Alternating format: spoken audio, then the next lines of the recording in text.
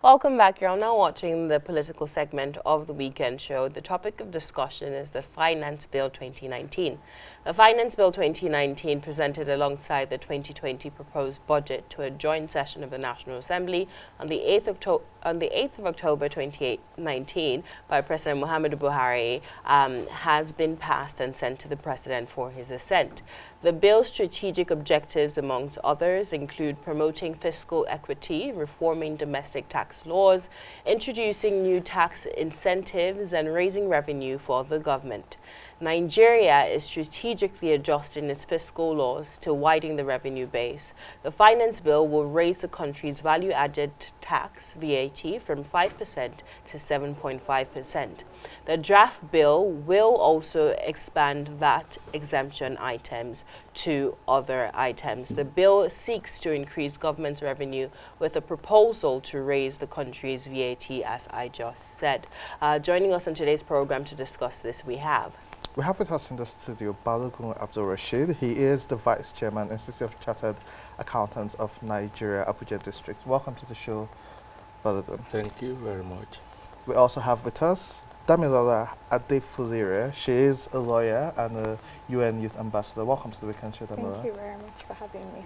You're welcome. Mr. Abdulrasheed, let me start with you. The finance bill has just been passed and sent to the President for assent. What is the use for this bill, and how would this help our dwindling national revenues? All right, thank you very much. You see, to understand the concept of this finance bill, we have to understand the background of the entire concept. And we have to take you down the history. You see, before now, oil revenue has constituted about 80% of revenue generation to run the country. And during the last administration, you discover that Nigeria made a lot of money from oil when the oil price was above $100 per barrel.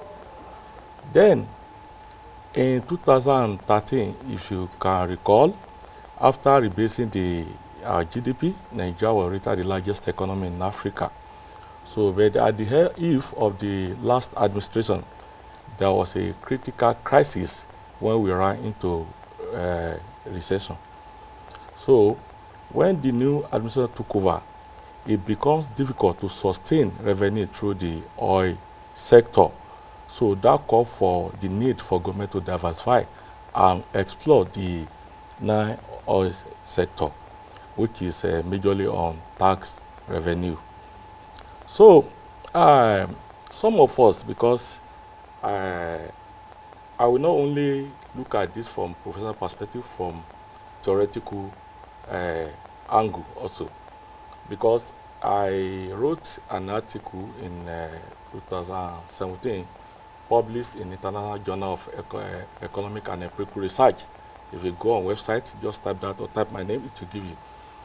The recommendation of that article is on this issue, because when you study the entire government revenue and expenditure from CBN data, you discover that government has been incurring much expenditure on to manage the economy, and the revenue is not commensurate with this public expenditure, because public expenditure is very wide. People look at the recurrent and capital, but beyond that, we have some other subsectors. Like government spend on economic service, they spend on social service, they spend on productive, they spend on administration service, they spend on transfers. So all those ones now come for more demand.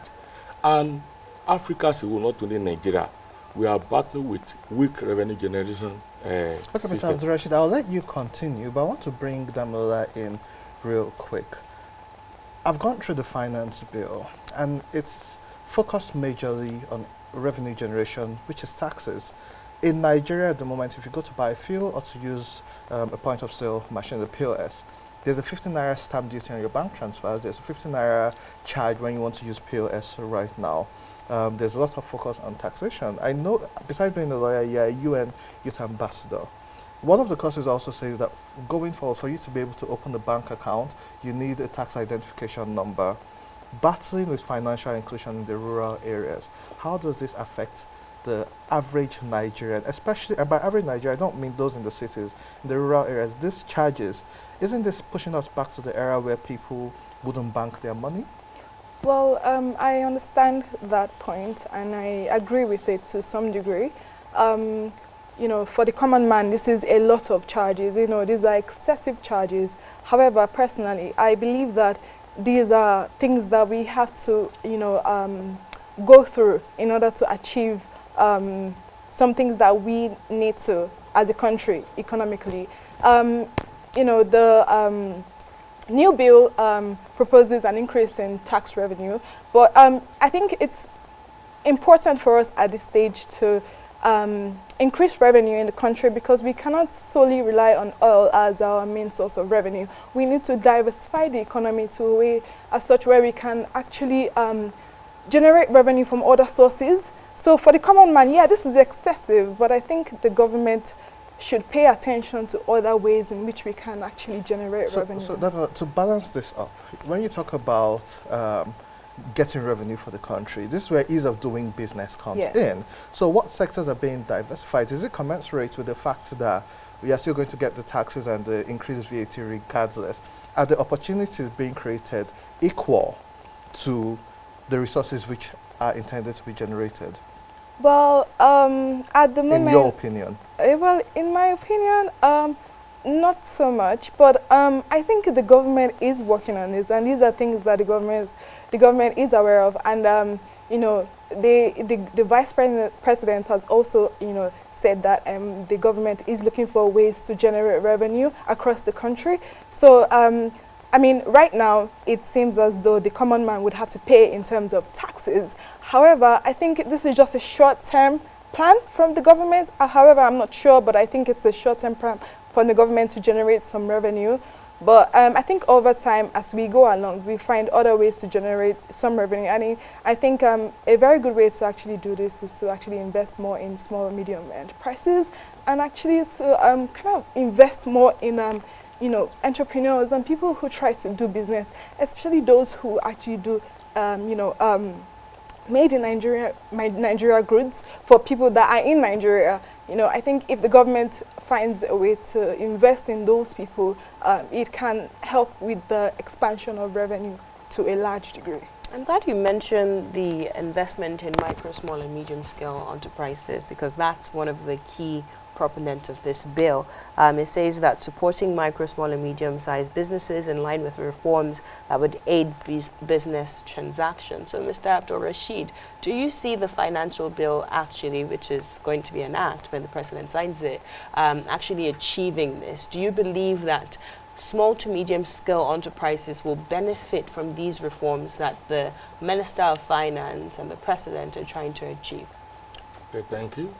Actually, because of the time, because I really want to dissect the background, but because of the time, let me just go straight. You see, the president has tried, he's tried to be on top of the game, because if this measure of physical restructuring is not taken, it will affect Nigeria's foreign exchange earning. So, the key features of this finance bill is, number one, to promote physical equity, so as to mitigate against instances of regressive taxation. Secondly, to adopt a reform of domestic taxes to be in line with best global practice. Then, thirdly, to also provide incentive for infrastructural development. Like you observe, Dangote has keyed into this program. You will see Abuja to Ilorin Road now, they are constructing it. So the taxes that they're supposed to pay, the government will waive it while they use that to list it. And we look at Apapa, just last week we spoke about it. I encourage other investors to come and invest. So the question is small to medium scale businesses. So we're talking about the Dangotes, which is what I'm huge. going to. Okay. The third one now is to promote small businesses. Okay. You understand? In line with the ease of doing business. You understand? Now, if you look at the tax, one of the reforms, we have capital gain tax, we have value added tax, we have personal profit tax. Then the one that affects small enterprise now that on value-added tax, any company that the turnover is below 25 million now, they are exempted from filing VAT. Yeah. Definitely, it will help them a lot. Okay. You understand? And you are talking about this stamp duty also. Then Section 2 and Section 89 of the bill has been amended. Okay. You understand? To accommodate certain things. Like now, there will be recognition of electronic document now. And any transaction above 10,000 now, you have to pay VAT on it. Even the only exception, if you have two bank accounts now, maybe in the same bank, you are accepted. If you have account in one bank now, like Sky Bank, you have another Union Bank, then when there's transfer above 10,000, you'll be charged. But this bill also now means that goods brought in from outside the country, so I travel for holiday and I buy certain items, buy clothes for myself. As much as we want to encourage the Nigerian brands, which most of them are more expensive than foreign brands, but anything I buy from outside and bring, as a private citizen, after paying tax outside, I still will have to pay taxes here. Now, initially, customs and immigration and the likes at the airport had already started pushing for that. With this bill, it implies, doesn't this imply that there's now going to be a lot of double taxation? Because No, I'm paying there won't tax be. outside and here. No, there won't be. That's why, you see, if we look at this final bill, it's very good. It creates a balance between the taxpayers and government. So how does it Government answer is this very double considerate. taxation? Government is very considerate. The custom and excise duties have been reformed. Section 21 under 5th schedule, they have amended certain things. All goods that are imported will be charged for tariff, excise tariff now. Yes. You understand? But if, let's say you are doing business, you are abroad, then you will not be subjected to tax. But if you are resident, if you are the recipient of that service and you are Nigeria, you will be subjected to tax. Some people, they are being clever. They may want to do transaction. The beneficiary of that service is abroad. I will now ask you to pay to another Nigeria here. So that, in that instance, there will be tax charges. So that's for business, But for the if you- private Yes, individuals. yes. for- If you have a business in Nigeria and you are resident there, a permanent establishment, it is subjected to VAT. So you've paid VAT there. You're coming home and paying VAT again No, for bringing in. You are not paying. Okay. If the economic benefit of that tax is in Nigeria, you will be subject to tax. But if it is there, you'll be, just for instance, if you go abroad now and you purchase an item, and that item is to be utilized in Nigeria, even at the point of your exit there, they will refund you if you Your have paid tax tax, there. yes. You understand? And you'll be charged here. Oh, I If you see. disclose. So the I essence You of getting understand? your tax Yes. rebate So outside they is so won't that charge So you you there, can bring and when it- you get there, charge you again. No. There's a double taxation agreement between some countries. So the onus is on the buyers to ensure they get their tax refund over there. Yes. And understand that they would have to pay Yes, taxes. yes, yeah. yes. Government is take cognizance of that. Damilola, let me bring you in here. Final word, please, because we've run out of time. So sorry about that. You are the UN Youth Ambassador. What are some of the key, qualities of your job that we can apply to in terms of this financial bill? What can you say to young people who are looking to start new businesses, and they look at the economy, they look at the way things are structured, and they don't see it necessarily being very encouraging for them? Lack of power, lack of road infrastructure, lack of water, and obviously not enough capital to hire enough hands to, execute their businesses. How does this financial bill apply? How does it help them, become successful entrepreneurs? Well, looking at this bill at first instance, it doesn't look like, it's, aiming to help young entrepreneurs, but it is in the long term. I think if you are a young entrepreneur and you look at this bill, and you try to look at it from a long-term perspective, I think it can help a lot of young entrepreneurs because, these are long-term plans that the government is putting in place to ensure that, in 10 years from now, entrepreneurs wouldn't have to pay as much to the government in order to, get the benefits of what they put into the economy. I don't believe personally that, we are going to have to pay 7.5 VAT forever. I think it's just a short-term solution to the problems that we are presently encountering. So, you just try and look at things from a long-term perspective, and then you'll see the rewards. Part of the SDG goals, actually, which I work with as a UN ambassador, is to reduce,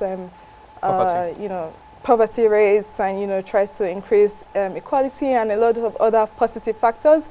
But, all these things are long-term goals that we have to strive towards. We do have a deadline, a timeline for the 2030, SDGs. yes, Exactly. I'm aware of that. But, we are in 2019 now, going to 2020, so we still have a good 10 years, to try and achieve those things, and we are working on them.